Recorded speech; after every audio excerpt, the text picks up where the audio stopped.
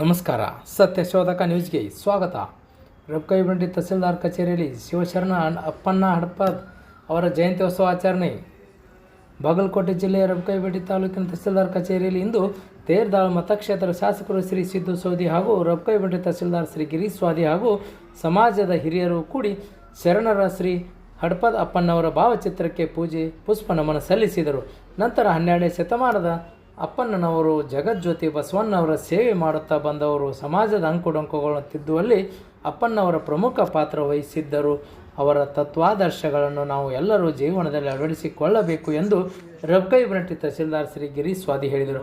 ನಂತರ ವಚನ ಚಳುವಳಿ ಮತ್ತು ಸಾಮಾಜಿಕ ಕ್ರಾಂತಿ ಹರಿಕಾರ ಅನುಭವ ಮಂಟಪದ ಮಹಾನುಭಾವಿ ಚೇತನ ಶುದ್ಧ ಮನಸ್ಸಿನ ಬಲದಿಂದ ಬಸವಣ್ಣವರ ಬಲಗೈಯಾಗಿದ್ದರು. ಯಾವಾಗಲೂ ಶ್ರೀ ಬಸವಣ್ಣರ ಜೊತೆಯಾಗಿ ಇರುತ್ತಿದ್ದರು. ಅದರಿಂದ ಅಪ್ಪಣ್ಣವರ ಸಮಾಜಕ್ಕೆ ಅಪಾರ ಕೊಡುಗೆ ನೀಡಿದ್ದಾರೆ ಎಂದು ಸಮಾಜದ ಹಿರಿಯರು ಶ್ರೀ ಬುದ್ದಪ್ಪ ಕುಂದಗೋಳ ಹೇಳಿದರು. ನಂತರ ತೇರದಾಳ ಮತಕ್ಷೇತ್ರದ ಶಾಸಕರು ಶರಣರ ಬಸವಣ್ಣವರ ಕಾಲಕ್ಕೆ ಎಲ್ಲ ಸಮುದಾಯವನ್ನು ಗುರುತಿಸಿ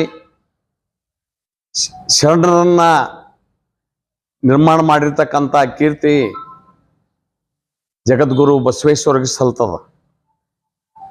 ಎಲ್ಲ ಸಮಾಜದ ಸಮಗಾರ ಹರಳೆ ಇರ್ಬೋದು, ಮಡಿವಾಳ ಮಾಚಿದೇವ್ ಇರ್ಬೋದು, ಹಡಪದ ಅಪ್ಪಣ್ಣ ಅವ್ರು ಇರ್ಬೋದು, ಈ ರೀತಿ ಅನೇಕ ನೂರಾರು ಸಮುದಾಯಗಳಿಗೆ ನೂರಾರು ಶರಣರನ್ನ ತಯಾರು ಮಾಡಿ ಅವರೇ ಶಿವಶರಣರಾಗುವಂಥ ಕೆಲಸವನ್ನು ಮಾಡಿದರು. ಅವತ್ತಿನ ಕಾಲಕ್ಕೆ ಇವತ್ತಿಗೂ ಅದು ಸಾಧ್ಯ ಆಗಿಲ್ಲ. ಅವತ್ತಿನ ಕಾಲಕ್ಕೆ ಜಾತ್ಯತೀತ ಸಮಾಜವನ್ನು ಕಟ್ಟುವಂಥ ಕೆಲಸ ಎಲ್ಲ ಶರಣರ ಕೂಡಿ ಮಾಡಿರ್ತಕ್ಕಂಥದ್ದನ್ನು ಇತಿಹಾಸ ನಾವು ಕಂಡೀವಿ. ಅವರು ಯಾವುದೇ ಆಶೆ ಆಮಿಷಗಳಿಗೆ ಅಧಿಕಾರಕ್ಕೆ ಬಲಿಯಾಗದೆ ಶರಣ ಧರ್ಮವನ್ನು ಬಸವಣ್ಣನವರು ಹಾಕಿಕೊಟ್ಟ ಮಾರ್ಗದಲ್ಲಿ ಸಮಾಜವನ್ನು ಕಟ್ಟುವಂಥ ಕೆಲಸ, ಸಮಾಜವನ್ನು ತಿದ್ದುವಂಥ ಕೆಲಸ ನಮ್ಮ ಹಡಪದ ಅಪ್ಪಣ್ಣವ್ರು ಹಿಡ್ಕೊಂಡು ಎಲ್ಲ ಶಿವಶರಣರು ಮಾಡಿರ್ತಕ್ಕಂಥ ಇತಿಹಾಸ ನಾವು ಕಂಡಿದ್ದೀವಿ. ನಾವು ಇವತ್ತಿಗೂ ಸಹಿತ 900 ವರ್ಷ ಆದರೂ ಸಹಿತ ಅವತ್ತಿನ ಜಗಜ್ಯೋತಿ ಬಸವೇಶ್ವರರದು ಅವರ ಕಾಲದಲ್ಲಿ ಆಗಿರ್ತಕ್ಕಂಥ ಶಿವಶರಣರ ನೆನಪು ಮಾಡಿಕೊಂಡು ನಮ್ಮ ಬದುಕನ್ನು ಕಟ್ಟಿಕೊಳ್ಳುವಂಥ ಕೆಲಸ ಇವತ್ತಿಗೂ ಸಹಿತ ಸಮಾಜ ಮಾಡ್ತಾ ಇದೆ. ಅಂಥ ಸಮಾಜವನ್ನು ಕಟ್ಟಲಿಕ್ಕೆ ಇವತ್ತು ಅಸಾಧ್ಯದ ಮಾತು. ಅವತ್ತು ಬಸವಣ್ಣವರ ಕಾಲಕ್ಕೆ ನೂರಾರು ಶಿವಶರಣರು ಹುಟ್ಟಿಕೊಂಡು, ಆದರೆ ಇವತ್ತಿನ ಕಾಲಕ್ಕೆ ಬಹಳ ಕ್ವಚಿತ.